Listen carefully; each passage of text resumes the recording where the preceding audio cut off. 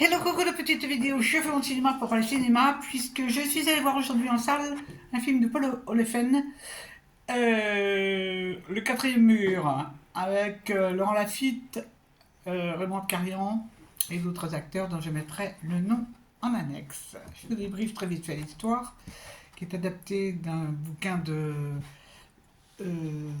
Salandon, Serge Salandon, que je n'ai pas lu. Un monsieur qui travaille dans le milieu théâtral souhaite tenir promesse à un de ses amis qui était apparemment metteur en scène et il va donc partir au Liban pour monter la pièce Antigone. L'action se passe en 1983. Et donc il va arriver à Beyrouth où donc il a décidé de monter cette pièce avec des acteurs de toutes origines, sachant qu'au Liban il y a pas mal d'origines politiques et religieuses. Son idée est très louable, pas facile à réaliser mais très louable, et donc il va faire la connaissance de ces acteurs d'origines diverses. Et puis il va commencer les répétitions, et puis en 1983, badaboum, le conflit qui n'avait pas cessé d'ailleurs, mais reprend de plus belle, et il va arrêter le spectacle, les répétitions du spectacle. Je mélange un peu, je suis désolé. Hein. Et il se trouve qu'il était tombé amoureux d'une des actrices, celle qui devait jouer Antigone. Et malheureusement, cette histoire va très mal se passer, et il va y avoir des drames.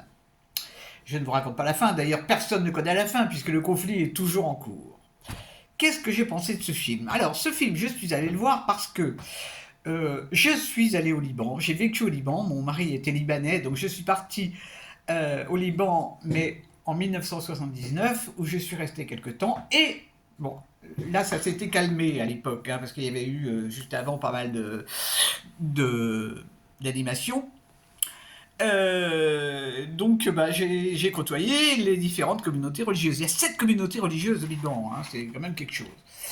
Alors, ce que je trouve, c'est que le film, je n'ai pas lu le bouquin de Serge Salandon, le film ne m'a pas emballé.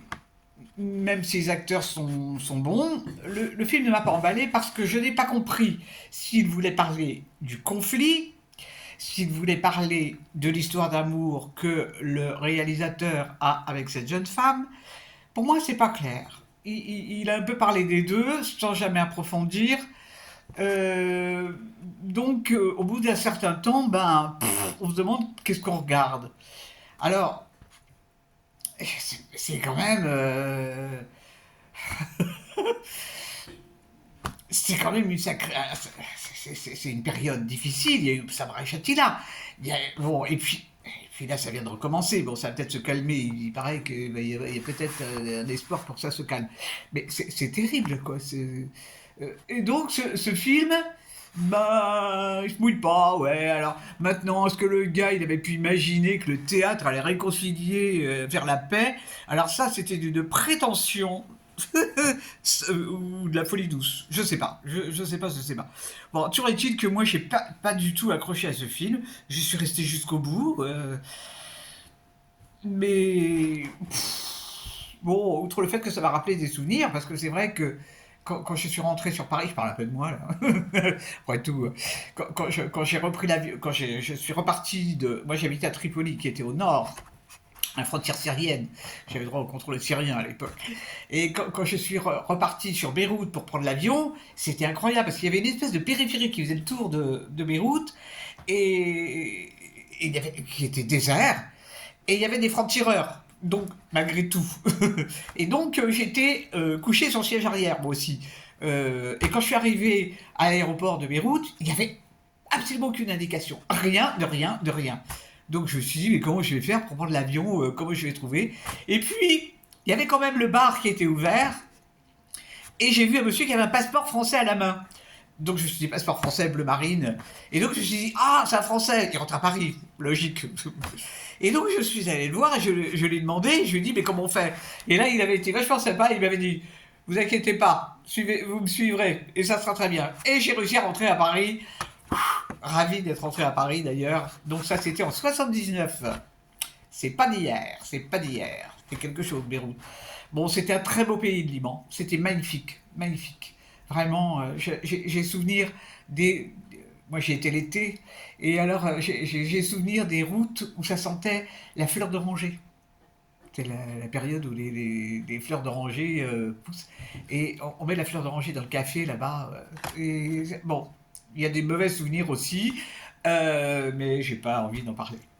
Donc, tout ça, c'est pour en revenir au film qui s'appelle Le Quatrième Mur. Alors, je vais quand même vous expliquer, si vous ne le savez pas, ce que c'est que le quatrième mur. En fait, le quatrième mur, c'est le mur virtuel qui sépare la scène du public. Voilà. Vous en saurez, vous aurez au moins appris quelque chose. Eh bien, j'espère que vous êtes tous en pleine forme, et puis que vous avez vu des films qui vous ont plu. Bon, peut-être celui-là vous plaira, je ne sais pas. Ça s'appelle Le Quatrième Mur. Je vous dis salut, salut, à la prochaine pour parler cinéma ou autre.